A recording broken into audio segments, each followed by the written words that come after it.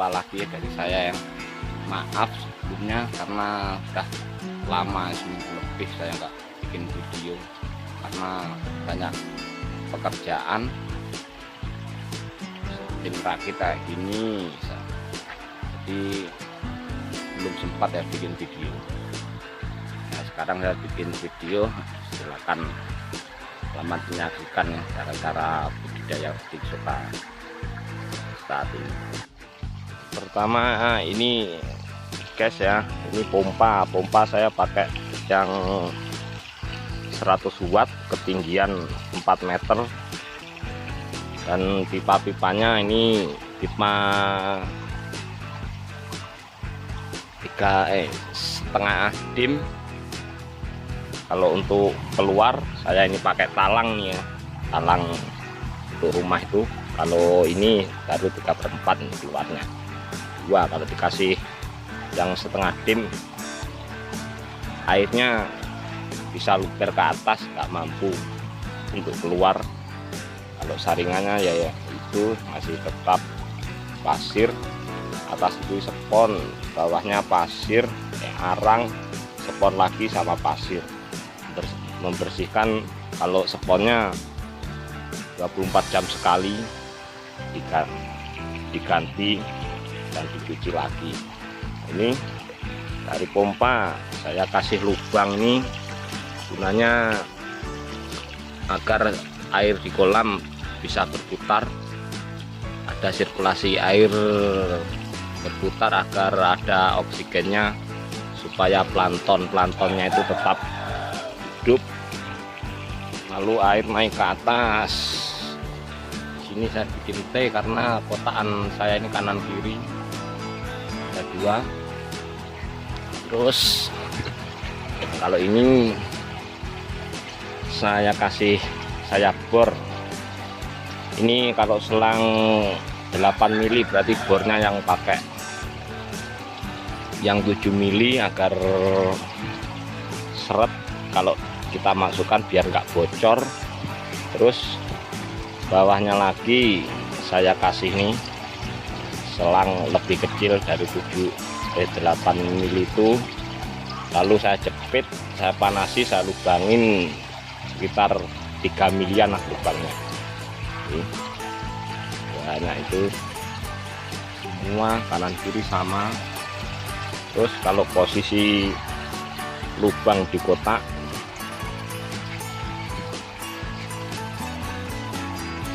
yang ini itu lubang ketinggian 4 cm, 3,5 cm sampai 4 cm, terus dibikin zigzag ya.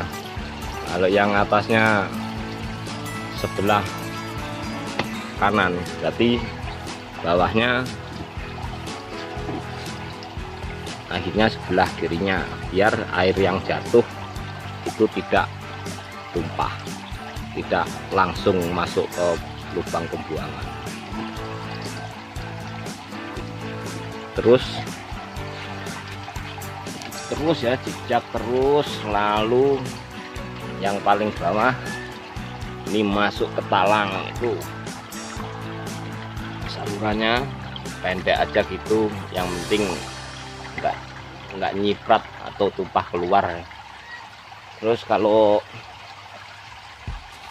ini pipa paralelnya saya pakai ini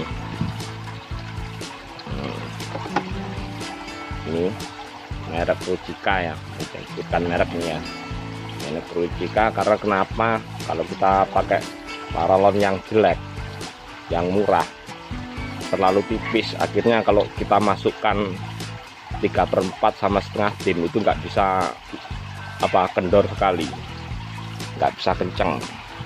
Terus ini agar ini lebih seret ya, nggak gampang jatuh, kita cuma tinggal ganjal pakai isolasi aja. Ini yang ini nggak bakalan jatuh. Ini semua sama.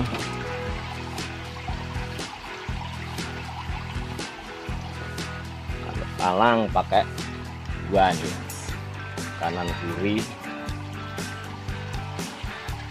Dan ini guys ya, kayak lubang yang di dalam tuh semua pakai pakai paralon semua, pakai paralon setengah in sama 3/4. Kenapa itu dia lebih irit kayak ini sama ini kan, ini 3/4, ini setengah in. Kita tinggal lubangin embernya, bawah nih dilubangin, nanti kita potong yang setengah in 1 sentian gini, lalu kita masukkan, kita lem, kita tekan. Nah itu semuanya jadi kayak gini. Ini kan sambungan tinggal lepas tuh, biar lebih irit. Kalau kita pakai sambungan yang lurus kita potongin, mungkin biaya akan jauh lebih mahal ya. Oke, dan kemarin ada yang ngomong sama saya, katanya apa sih enaknya bikin piting soka, lebih enak mana dengan pelihara kambing atau ayam? Saya jawab lebih enak piting soka karena nggak ribet. Nanti berikut ini penjelasan saya ya. Oke guys ya, sebelum bahas masalah keuntungan piting soka, ini ada tambahan lagi ya untuk masalah air. Kalau dulu kan airnya jernih, itu berarti plankton-planktonnya kurang bagus. Ini ya, ini ada kayak busa itu tanda-tanda plankton ada yang mati. Dan plankton itu kan umurnya hanya pendek ya, umur pendek. Jadi yang penting dalam air budidaya kepiting ini, untuk planktonnya harus imbang, pertumbuhan plankton sama kematian itu harus imbang. Nanti kalau kebanyakan plankton yang mati, akhirnya airnya akan menjadi jernih dan kepiting pun mungkin ya akan lemas, kurang sehat. Beda kalau kayak gini, ini plankton over ya, terlalu banyak. Jadi gini nih, kita lihat pitingnya aja susah, nggak bisa begitu jelas. Beda yang sama yang dulu-dulu ya. Mungkin makin lama saya pun juga lebih mengetahui teori-teori lagi gimana cara bikin plankton bisa lebih banyak, lebih baik untuk piting ya. Tanpa sebenarnya kalau air planktonnya yang bagus, piting itu nggak perlu makan ya, nggak perlu makan banyak. Ini biasanya saya kasih ikan banyak yang nggak habis, nggak dimakan.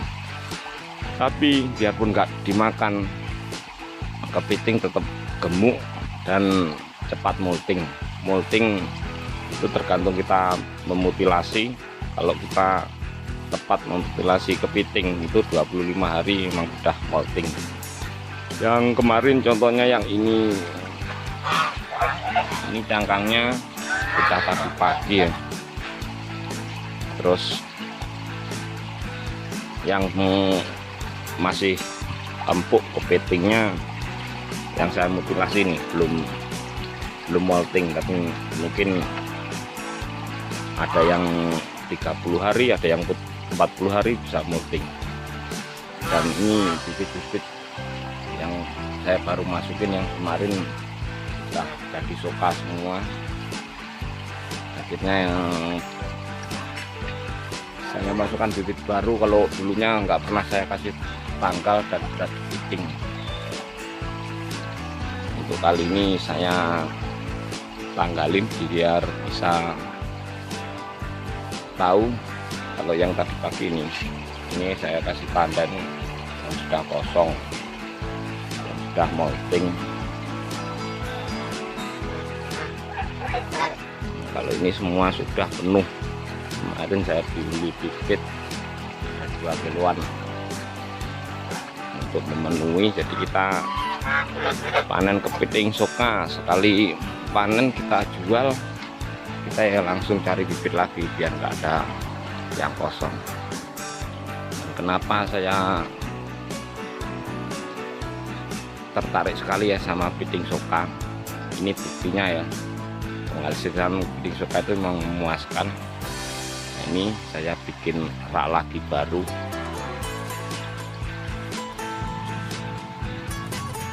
Ini ember-embernya ini sama dengan yang itu, isi 120 box. Mungkin setelah ini saya juga ngerakit lagi ya. Mungkin 2 kotak ini kan bisa, kalau sehari itu bisa panen 10 kepiting lah. 10 kepiting kan kalau berat 1 on ya 1 kilo, kalau 2 on ya bisa 2 kilo kalau 10 kepiting. Kita tinggal ngalihkan aja, kalau kita tiap hari bisa panen 2 kilo bisa 300.000 mungkin biaya bibit sama pakan sama listrik cuma 100.000, itu pun mungkin nggak ada. Makanya saya sangat tertarik, sangat menyukai kerjaan ini, dan saya memang saya kembangkan bener-bener ya. Bagi teman-teman yang mau mengikuti, silakan. Untuk informasi, ingin tahu lebih lanjut, yang ingin ke rumah saya ya silakan, biar tahu cara-caranya lebih detailnya lagi. Saya siap membantu untuk semuanya lah ya. Kalau ini teori-teori untuk saat sekarang ini belum bisa dikatakan sempurna, karena hari demi hari untuk perkembangan akan ada sedikit kemajuan ya. Contohnya ya kayak air ini, dulu masih sedikit jernih, sekarang plankton sudah lebih bagus lagi. Dan untuk pembuatan plankton ya, atau air fermentasi itu sebenarnya ternyata itu mudah. Kita nggak harus beli obat-obat, kita bikin sendiri dengan cara mudah, cara hemat. Kita bisa bikin sendiri. Kapan-kapan akan saya videokan ya, bagaimana cara membuat plankton supaya air bisa menjadi lebih baik lagi. Kalau tempat kepiting ini ya, dulu kan saya bikin pakai besi semua. Ini contohnya besi, belum terlalu lama sudah ada karat-karat. Terus untuk sekarang saya ini bikin kayu nanti yang penting dicat tebal, insya Allah kan lebih awet lagi. Apalagi kalau mau dilapisi pakai fiber, mungkin kayunya lapuk, fibernya kan masih kuat. Dan kayak ini ember-ember belum saya lubangi, yang besok saya akan videokan ya cara melubangi, cara masang paralon, semua akan saya tunjukkan. Cara yang mudah, hemat, biar nggak perlu pengeluaran besar. Oke guys, kita kan tadi mau ngomongin masalah hasil kepiting ya, perbandingan kepiting dengan memelihara ayam atau kambing. Bisa bandingkan sendiri nanti ya. Kita beli bibit 1 kilo itu kalau sudah molting nggak mungkin kepiting itu cuma 1 kilo, bisa menjadi 1,5 kilo kalau sudah menjadi suka. Kalau kita beli bibit per kilo untuk ukuran A yang atau berat 1 on itu 40.000, bisa 45 sampai 50. Kalau kita jual jadi kepiting suka per kilonya bisa menjadi 150.000 per kilonya. Waktu menjadikan picing soka tergantung bibit. Kalau kita beli bibit yang sudah tua atau sudah keras, mungkin 10 hari aja udah bisa molting. Jika kita pilih yang sedikit masih lunak ya, masih belum keras banget, itu bisa 1 bulan sampai 40 hari. Tapi kalau yang masih belum terlalu keras, belum terlalu tua, mungkin kita beli bibit sekilo itu bisa menjadi 1,5 kilo atau lebih. Kalau yang cepat molting, otomatis itu akan tetap, mungkin kenaikan berat cuma dikit banget. Untuk biaya perawatan ya, tiap hari kepiting saya itu masih 1 rak jumlah 120 box. Beli ikan rucah 1 kilo itu bisa menjadi 3 kali pemberian pakan. Setiap hari ngasih pakan cuma 1 kali tiap sore sekitar jam 5. Karena kenapa kok sore hari? Karena aktivitas hewan laut itu kebanyakan malam hari. Jadi pemberian pakan sore hari biasanya kalau nggak habis ada yang nggak dimakan, makan pagi hari nggak ada. Nah ini guys ya, nah sambil minum, sambil rokok. Kalau besar kecilnya hasil dari kepiting tergantung box yang kita punya. Kalau misal molting bisa 30 hari, kalau kita punya 30 box berarti kan 1 hari bisa molting 1. Itu kalau 30 hari. Tapi kalau 25 hari ya, berarti kan 30 box bisa, hitungannya kan bisa lebih. Kalau kita punya 300 box itu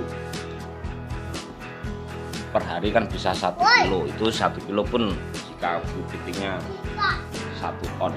Kalau beratnya 1,5 on atau 2 on, nah, kan itu bisa, kalau 2 on kan bisa 2 kilo. Itu perhitungan gimana ya, perhitungan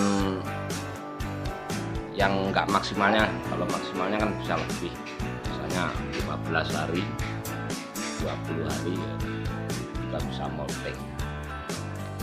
Kalau untuk saat ini saya masih belum bisa mengoptimalkan hasil karena masih banyak sekali teori-teori yang belum saya ketahui. Kalau masalah semua teori-teori, saya juga sering nonton yang channel-channel lain masalah kepiting, tapi saya hanya ingin bikin teori tersendiri ya, teori tersendiri yang lebih mudah, lebih ringan biaya. Contohnya masalah kayak sirkulasi air, lihat channel-channel lainnya harus pakai skimmer, pakai apa-apa gitu ya, mungkin menelan biaya terlalu banyak saya. Jadi kita yang mungkin kurang dana, kalau bikin kayak dengan saya ini kan lebih mudah, lebih terjangkau. Kalau box yang saya miliki untuk sekarang yang sudah beroperasi 120, itu mau bikin lagi sama atau 20 lagi,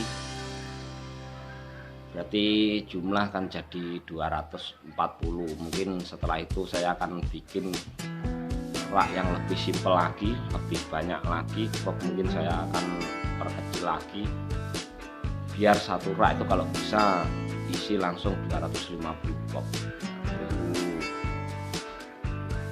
Dulu ya, tunggu tutorial saya selanjutnya. Saya akan bahas tuntas semuanya, karena untuk video saya yang telah lalu itu mungkin perkembangan teori-teori kan belum sebagus saat inilah ya. Mungkin untuk kedepannya jika ada perkembangan yang lebih bagus lagi, saya akan bikin video lagi agar semua bisa melihat teori-teori yang saya gunakan, metode yang saya gunakan untuk saat ini. Halo guys, Sekian dulu video dari kita guys. Jangan lupa like dan komennya ya. Oke, dadah.